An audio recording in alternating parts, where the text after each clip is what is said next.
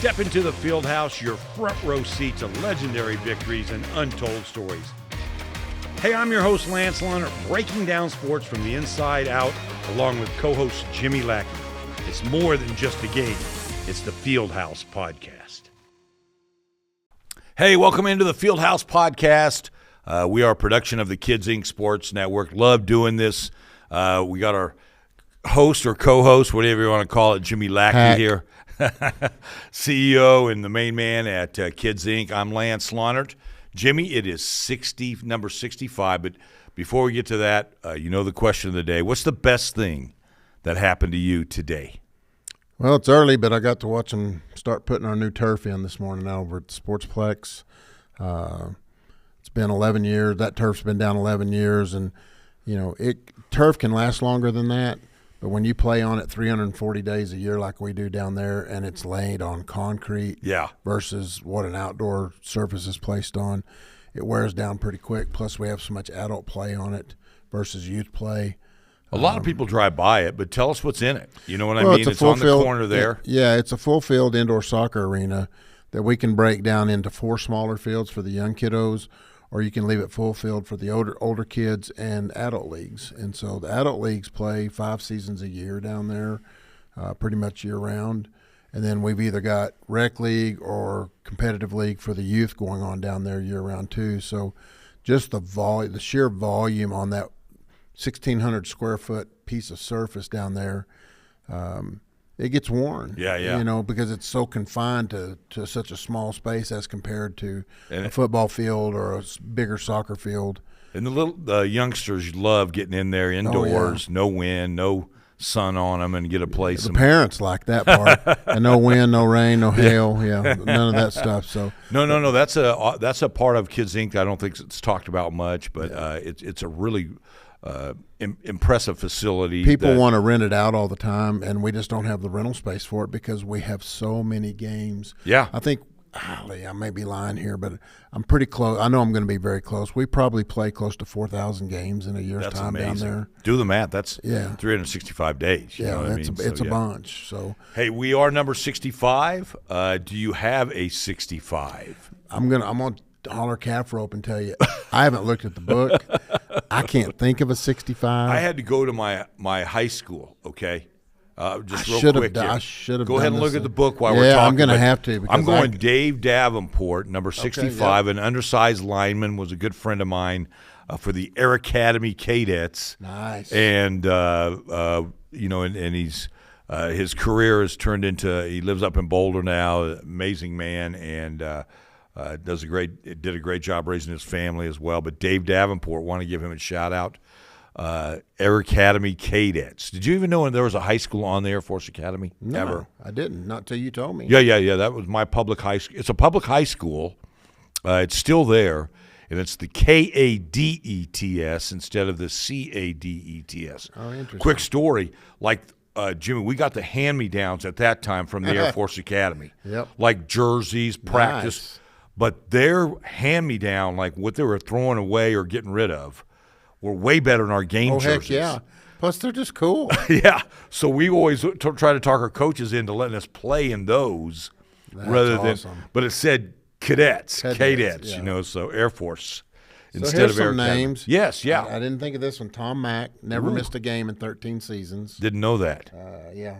And then with the Rams, Alvin Bethea with the Oilers.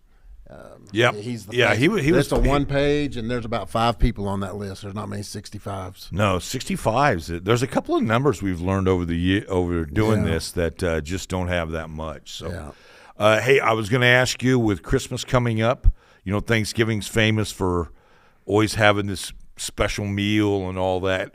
Christmas kind of the same way, but not as celebrated, I should say. It's more presents and you know, praising Jesus Christ being born and all that, rather than the meal. But do you have a go-to at Christmas time? If I answer no, I'm probably going to get in trouble later, but I don't know that we do. It's kind of what suits everybody at the time, and then they just plan around that. I mean, we might have Mexican food one year, we might have steaks one year. It kind of depends on what everybody's wanting. We're not big. We're not. It's not the big turkey and that kind of meal. Yeah. At our Christmas time. My mom taught school, so you know how that went. We just, I mean, you got to go on the go all the time. But she used to make believe it or not, a chocolate pie. So my two other brothers, pie's awesome. We love chocolate pies and a lot of whipped cream. So, but that's about it for us. I was thinking about that, how Thanksgiving is such a traditional, like I got to have the turkey, I got to have the stuffing. But as I've gotten older, I'll tell you what I do like. And I like having them around. Like I made a huge pot of stew over the weekend. Oh, yeah. That's what I've had 3 nights in a row. So soups and I love stews that. and that kind of stuff. I make a shrimp gumbo that's pretty mean. And I'll make a big pot of that. You have to save me a bowl next time. I'll make a mean pot of shrimp gumbo. Yeah. Have you ever heard of butterball soup? I've heard of it. I've never had it. Yeah, it's my aunt. It's Cajun, isn't it? Well, no, it's actually like a German. Okay, nope. Then I haven't heard of it. Yeah. My ancestors came over from Prussia, and my Aunt Leah used to make it. But what it is, it's as unhealthy as all get out. It's butterball. It's a butterball. Okay. And she made the homemade noodles. Oh, no, I haven't had that. Butterball soup, they call it. Butterball. Interesting. I'll have to. I'm thinking of boudin. That's what I'm thinking I'll have to get something for you, though.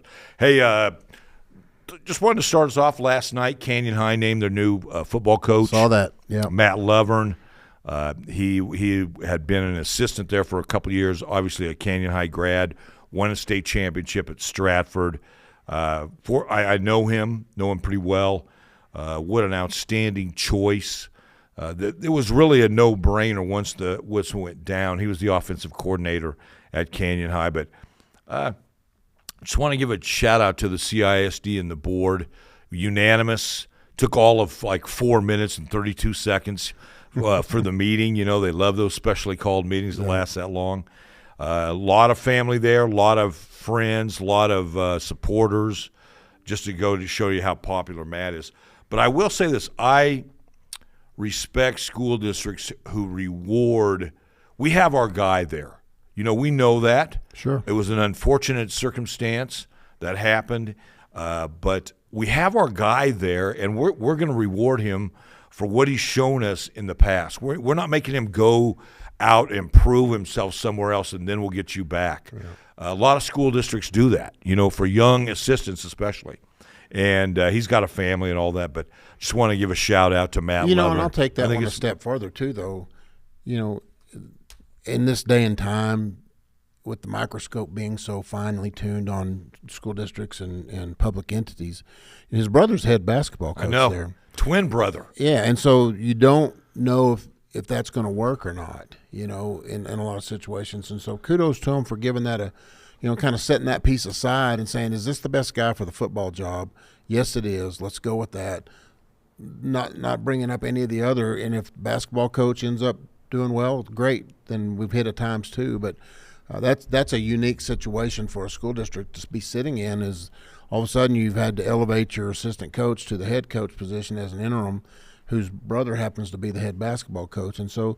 How people look at those things, and I think if you've got people there that are qualified, and obviously those boys grew up there, they're part of that fabric in Canyon. Man, good for Canyon ISD. Yeah. And you pick a school. If you have that opportunity in a school and you've got qualified people, leave that stuff aside. I don't know that it always matters. I remember because their jobs are separate and apart. It used to be nepotism. Sure. Rule was there. That was ridiculous.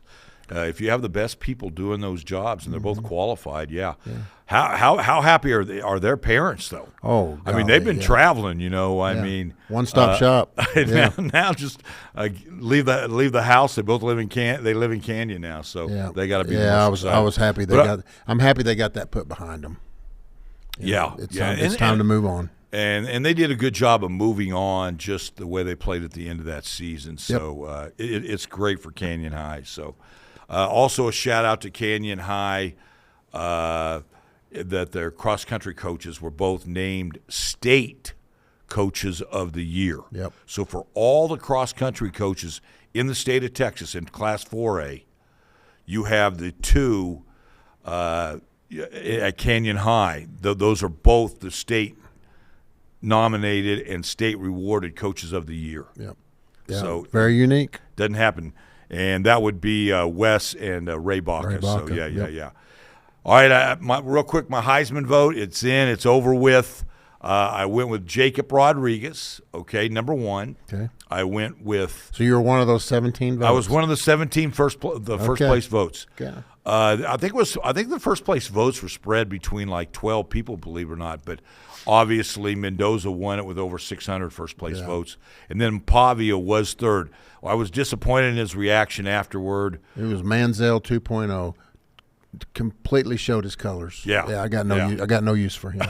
None. Yeah, just on the field. Everything he's done on the field was wiped away with me with what he did afterwards. I got no use. Yeah, for that. no, I got no use for that. It was embarrassing. It really was. It really was. But I think next year I'm going to try. If I still have the vote, I'm going to try to sneak up to New York and just experience it. And you're going to take me? Not in the You're going to take me with you? Yeah, for sure. Okay. We're not in the room, but sure. we're in the room next door. It's all right. You know what I mean? The heavyweights get in the room actually, but you're there, and they have like a ceremony and all that. You can see the whole rewarding. It'd be cool. It would be very cool. So.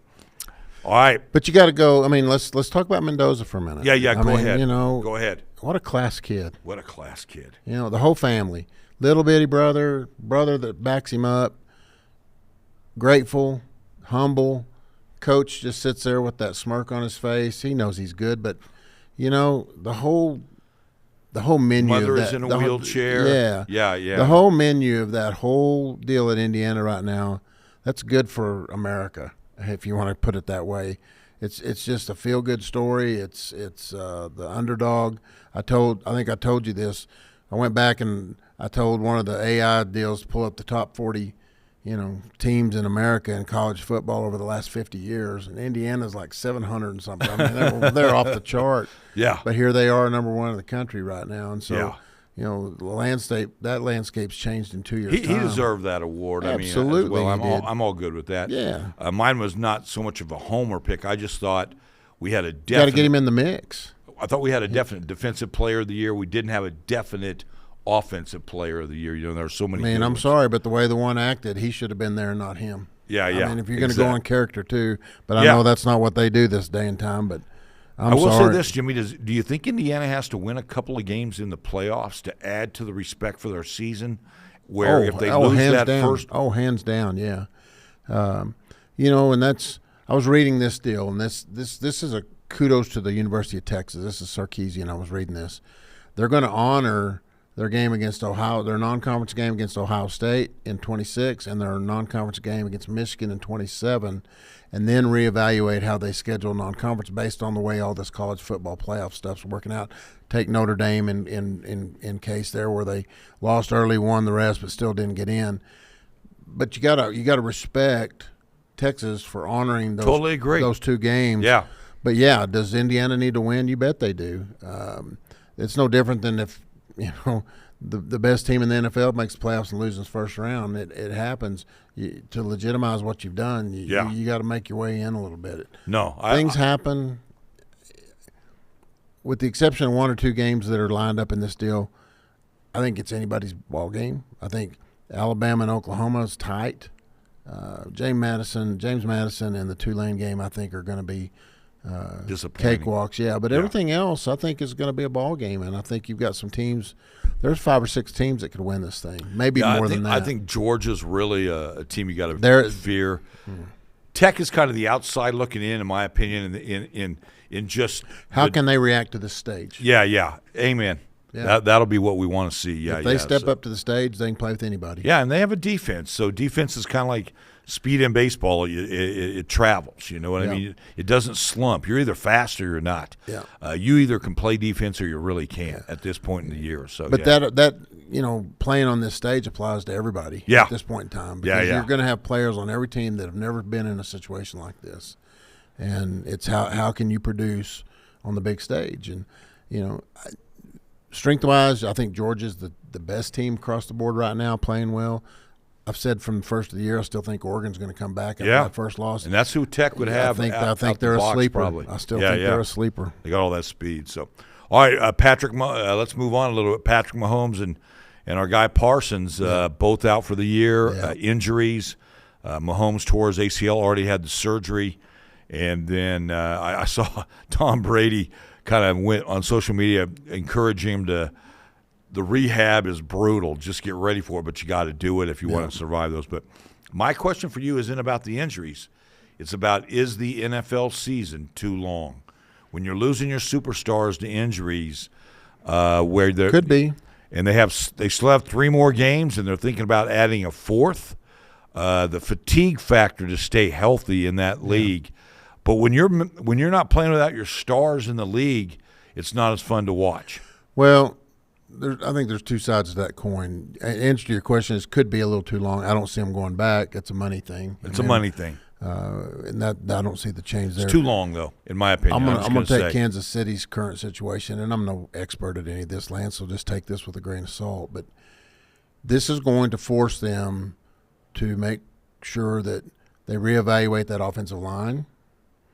They're going to have to reevaluate Kelsey potential retirement. Oh, yeah. And they don't have a run game. And you know as well as I do, you still have to have a run game to have a successful pass game. And so I think what it's going to do is they've relied so much on his theatrics to get them out of binds, and it finally caught up with them, and now he's hurt.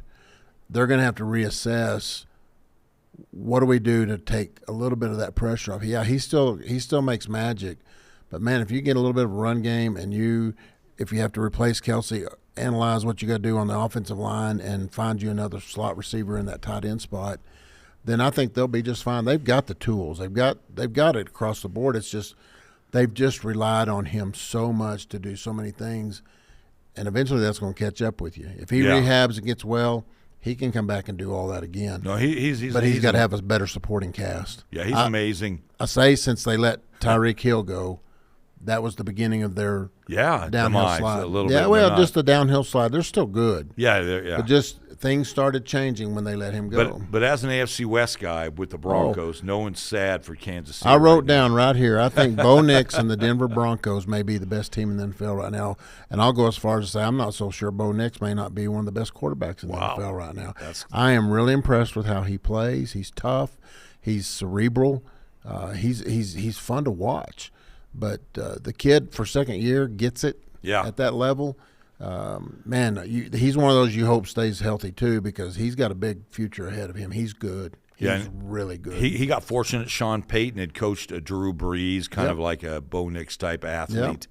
Obviously I'm a big Broncos fan, but if you've watched them every week, they have their moments, Jimmy, where they just don't dominate anybody. So I'm a little but they're still good. I'm a little hesitant. But I will say this, San Diego's really good in that division as well. Denver's good. Yep. Kansas City's going to have to figure something out if they want to continue. But I think the season is too long. I'm just going to say that.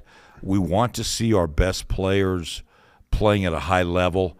It's hard to do for 18 weeks. It's just that's asking too much of the human body. So they got to figure something out there. So I mean, it wasn't that long ago we had a 14 game. Yeah, 14 games is fine. You know what I mean? 14 games, I think, and get it going. Even the bye week in the middle is not helping them. Speaking of long seasons, I mean, if you're a Texas high school state champion, you play 16 weeks. You know what I mean? Yep. And this is that week, but it's also in Jerry's world starting as we talk. It starts tonight with the 6-man team. Starts today, actually, and it's been since 2021 that we've had an 806 team, an Amarillo area team, in the state championships. If you look at it, West Texas is really not represented this year. Yep. What do you think? Is it changing? Or is this going to be typical, or is it just a cyclical, as they say, where eventually we'll have a few teams? I'm going to go back to what my dad used to say. Okay. And he was a football coach. Yeah, he was. There's a density factor that we don't have up here as you get into the larger school districts and the classifications. When you've got the numbers that they have in these metroplex areas, and let's just be honest, kids move to districts where their parents move them to a district that's successful. You don't have that luxury in the Texas Panhandle. Small schools, we can compete very, very well, but our large schools struggle year in and year out getting deep in the playoffs because we don't have the numbers to pull from. I mean, it's just a numbers game. Yeah. My dad used to talk about that a lot. I used to kind of think, Dad, I don't know about that. Amarillo's pretty big.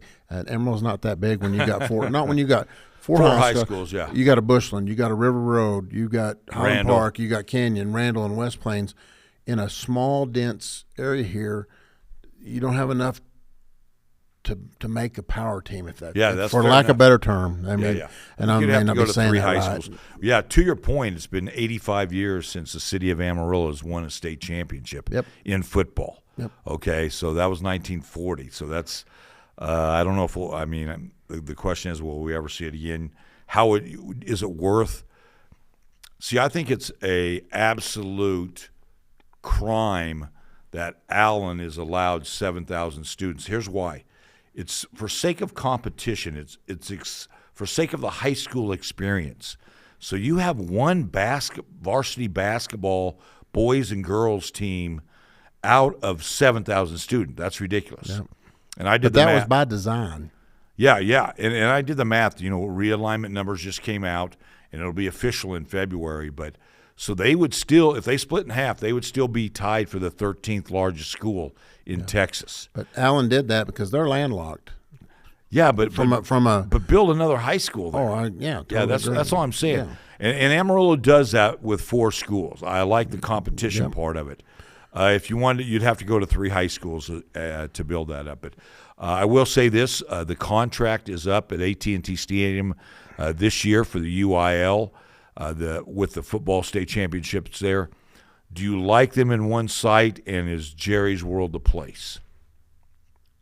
Me personally, I've been, so I like being able to watch game after game after game. I agree. So, 100%. If there's a better place, let me know. But centrally speaking, for the state, you don't have a lot of options. You got to go everybody indoors. can drive there. Yeah. And you've got to be indoors. You have the Alamo Dome. You got Houston, you got San Houston, Antonio, NRG. Dallas. Yeah. Those are your 3 choices. So I think it's perfect. Yeah. I hope. And as I understand it, the Jones family really loves the state championships there. Their grandson played in a state championship game. But Jerry does like that. And he does cut him a deal, as I understand it. I don't know. It's got to be a small fortune. I don't know what the mileage is from El Paso. I would suspect if they had a team, they would probably be the farthest away. Yeah, Laredo. Other than that, it's us. Yeah. I mean, we're probably the farthest away Yeah. outside of that. Everybody else can get there in 3 or 4 hours. Yeah. But I hope they get that contract worked out. Yeah, I do too. Speaking of that realignment, real quick, yesterday, Jimmy, what they did, they call the cutoff numbers. And this is, I'm kind of a nerd on this, but the general public doesn't even care about this or really needs to. But so they released every enrollment of all the high schools a couple of weeks ago, okay? And then yesterday they released the cutoffs, which here's where the 6A fits in, and 5A fits in, 4A fits in, and then in football they do it Division I and Division II. Well, here's the deal. West Plains was sweating it out. They turned in 1274. Everybody said that number was going to be 1270 or 1250 for 5A. For 5A, it ended up being 1304. Woo. So West Plains is there. Our hearts go out to Perryton. They missed going from 4A to 3A by 5 students. Ooh. So they're at the bottom. So 500 to 1305 is the 4A. Ooh. So they play That's school. Too big a spread. Yeah, that's a tough one. And the Canadians stayed up as well. Here's the district that could be – this is my question for you today. Is this ridiculous for travel? I get travel. We get it up here. The district up here with the 4 Amarillo schools, because of the numbers dropping, believe it or not, for only the 3rd time in the history of the realignment in Class 6A, it dropped by 60 in 5A. It's a trickle down. That means Wichita Falls Legacy is Division I. So you in Class 5A, which they thought for sure they'd be Division II. So you're going to have Wichita Falls Legacy, possibly, all 4 Amarillo schools, Lubbock Monterey, Lubbock High, and then you would have Abilene High as well. And then Coronado's not in that mix. Coronado's in Division II, and then the 2 Friendship schools with Friendship. So you would be playing district games in Wichita Falls, Amarillo, Lubbock, and Abilene. District games. The good news is that you don't have to get 2 non-district games. Yeah. But how ridiculous is that? It's pretty brutal. It's brutal on school budgets. It's brutal on kids. It's brutal on parents that work. The list probably goes on and on from there. But those are the things that just come to mind. And, yeah. But what else can they do? I'll take it a step farther in this one. Think about this. Let's go into our business. How many parents take their kids to Dallas every weekend to go play soccer, or take their kids to go play baseball? So it's not new to them. I mean, they know what they're getting into, and that they know what they've signed up for. It's just unfortunate that that's how remote we are when it comes to the larger schools. But that's ridiculous to drive to Abilene for a district game. Okay, basketball, all the other sports, will be much different. Meet in Lubbock. Yeah, I mean, but you don't get rivalries. On road games, you get the parents and the girlfriends there for the football games. Yeah, I know. There's 75 people in the stands. It's just not what it's meant to be. Yep. But I will say this: what else are you going to do? Yeah, you're going to go. Yeah. If you've got a kid in the but what is the UI? I mean, UIL wise, what else are they going to do? Yeah, they can't. Geography is what it is, and numbers are what they are. You can't change those. But anyway, early February, like Feb 4th, I think it is when they then officially release the districts you are in. What date? February 4th? Like that Wednesday, the first Wednesday of February, whatever that is. But that's when it becomes official. But they've started doing this, which does allow anybody on their game a chance to get games now. Like, oh my gosh, they just gave us the number. Legacy, for instance, didn't think they were going to be in this district at all. Right. And now they can adjust to finding games. Wow. But I will say this, like when that stuff happens, like in Odessa, Permian, and Tascosa, they've been playing 17 years, and they'll probably end that non-district game just because of the situation. You know what I mean? So, Wow. I know it's kind of crazy. Very, very crazy. So, but anyway, I kind of nerd on that. All that said, that 2 years from now, West Plains, you'll probably be ready to go to 5A. I would think so. Yeah. I would think so. Yeah, very much so. Yeah. And no one, you called it. Your dad called it. The numbers game. You don't want to be at the bottom of the numbers game. Mm-hmm. That's where Perryton stuck. Yeah. That's where West Plains would have been in the 5A. So yeah. Should be crazy. So they're in 4A, so we have the Canyon, Randall, West Plains District still alive and kicking. That's good. Yeah, I agree. So I don't have a lot today. That's about it for me. What Did you see the Notre Dame quarterbacks declared for the NFL? What'd you think of that? Not totally shocked. Have the Giants hired a football coach yet? No, not that I know of. I've heard Freeman's name mentioned there. Okay. That's why I'm wondering is there – wow. Does Love know something that we don't know? Yeah. But I've just heard Freeman's name. That's a really good point. Probably does. I heard his name mentioned. Interesting. Whether that's something. If I was Notre Dame, I'd pay him so much that to stay. He's such a great coach, such a good dude. So why would you want the Giants job? I don't know. All the pressure in New York. Well, you got to compete against the Jets. You got being an NFL head coach would be special if you are a coach. Sure, though. It's a marquee spot. That's it. Yeah. You're top of the line marquee wise. Dolphins are benching Tua. Did you see that? I saw that. Ewers is going in. Quentin Ewers is going to be the guy this weekend against the Bengals. I think you'll see a lot of that the next couple of weeks in the NFL. When you're closing around. Teams who are out of the playoffs officially make all these kind of crazy moves and all this. Yeah. Would you, speaking of the Chiefs, real quick, do you play your starters even anymore? Do you just play games? Oh, I think they'll be playing for pride. Okay, yeah, I do. I think they'll be playing to win. Yeah, okay, definitely do. Okay, I thought they would check it in. Nah, I think they'll when play you're Super Bowl champs and there's nothing there. Those guys are competitors. That's a different breed of cat. It's like me telling you the day I played golf with Tom Dowdy, I knew I wasn't that good a golfer anymore. Yeah. Those guys are competitors. I did have one last one for you. All right. I texted Josh Prock. The Lady Buffs are in a little place called Honolulu, Hawaii, as we speak. Wouldn't you love being there right now? Yeah. Okay. Rough. We all would be. But their next game after Honolulu is in Silver City, New Mexico. Yeah.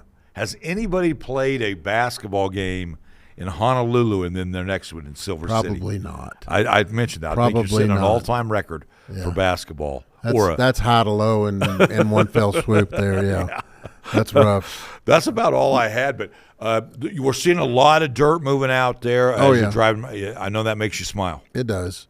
Yeah, two things. Yeah. Great Army-Navy game. Oh, yes. I watched it. Great Army-Navy That's near game. and dear to your heart. Real It quick, is. tell everybody, you made a special Bill trip. Bandy, Ross Glenn, Clint Cope, and I went to the Army-Navy game in 2019, just before COVID. And if you have any kind of affinity to America, you got to go to that to watch the cadets and watch the midshipmen do their thing and watch them march into the stadium in formation and all the things that just go on that are all about country. You know, after the game's over, you go to the loser side and they sing their song, and then they have to follow the winners over to their side and sing their song. And it's something that everybody ought to do as an American, to go watch that game one time. It's fun. Beautiful day in Baltimore. Oh, actually. yeah. And so, but man, what a game! Yeah, it was a great game. I watched it. I grew up selling Cokes at the Air Force Academy games. Okay, so maybe I took it for granted, maybe I was spoiled, and I obviously didn't realize it. But I saw several Army, Air Force, Navy, Air Force games, and my deal was, hey, the place is going to be packed today. I'm making a bunch of money selling Cokes. Yeah. That's what I loved about Army and Navy coming to play Air Force. Yeah. But you are right. Whenever I go to an Air Force game now, I get there at least an hour and a half early, because seeing the cadets simply march on the field is one of the coolest things in college football. Yeah, if it doesn't make you proud to be an American, I don't know what else could. Yeah. To watch those kids do their thing. Yeah. And I mean, when we went to game day. Those kids were standing right in front of us. We got as close. We went to from me to you, from where the stage was. Wow. And we got moved back. We said, this is where the cadets go. So we had to move back a little bit. But it was incredible to go to. No, it is. It is. If you ever get a chance to go to a service game, it's well worth your time. Who's going to Michigan? Whew, man, I'm thinking that is a really good question.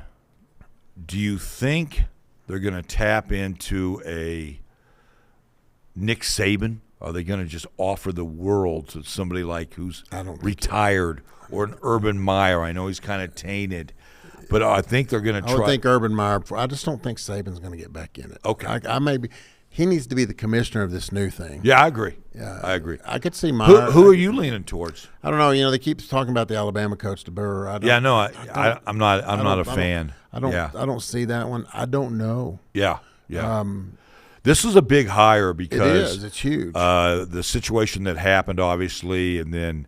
It is a major program on the landscape. Well, they got some housekeeping to clean up. Yeah, they definitely. They've got some things to do. But last thing on my list. Yeah. I'm crushed. The Nebraska volleyball team got beat. Oh, yeah. I'm just crushed. And the Aggies beat them. And my son-in-law is thrilled to death.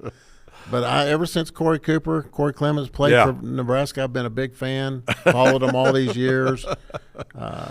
My gosh. Did you see the fourth match went 37-35? I can't believe it's nuts. That. I mean, if you like volleyball, I had 3 daughters and all played volleyball. There wasn't anything better than to watch. Oh, I do too. But what a great match. Yeah. And man, I hope A&M wins it all. Well, I will say this. The A&M, they respectfully won that. They knew the impact of beating in Nebraska.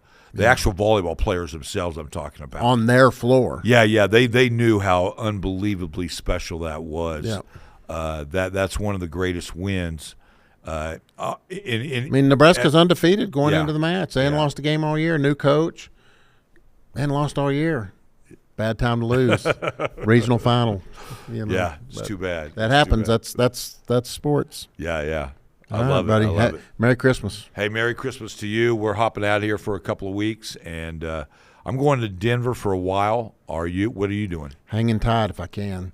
Yeah, go out and watch a little dirt move. Now, does your wife wrap the presents, or do you wrap the presents? Oh, she does. Is she good at it? Yeah. Man, I'm terrible at prepping. Yeah, I'm not proud of that she's either. really good at it, and she doesn't waste time, and she doesn't get behind. They're under the tree. Bam. I'm telling you, decorating the house and that, and my wife works hard. She's a school principal, and those people work hard, teachers and all those folks. But she loves. But when it comes time to the holidays, it's time to get the trees out, and we have multiple trees in the house, multiple decorations. And when it's time to wrap presents, she's got them ready, and she's not. Real quick, I was at a Christmas procrastination. party over the weekend. Craig Speary, he's Happy Sports Network, does a lot of great stuff. He's on our board, Panhandle Sports Hall of Fame. His house, it's great. He actually has a Griswold hockey jersey that he wears. Okay, it says Griswold. That's on the back. classic. Yeah, and he it's decked out. He's like got it duded up. He's got the lights. It's not that far. Anybody who's in Canyon, stop by. That's awesome. It's amazing. It's amazing. So that's awesome. Hey, let's hop out of here. Ladies, thank y'all. Maddie, thank you. Thank you, dear. We know you were Merry so Christmas entertained to today by all our sports talk, but we appreciate what you guys They don't do. know. There's 3 ladies sitting over there. For those that They don't did know, stay Maddie, awake. can I tell the world the story? Maddie's going to have a baby in April. Yeah, I know, that's awesome. And so we've got some people over here getting ready to fill in and take over this deal when she has this kiddo. And so, they have to sit over here and listen to this Yeah, stuff. I know. So we're grateful to them. There will be a little twinkle up in and the angels just whatever they ring that bell. So Absolutely. Hey, let's hop out of here. This was the Fieldhouse Podcast. This is a production of the Kidsing Sports Network, and like I like to always say, we'll see you when we see you.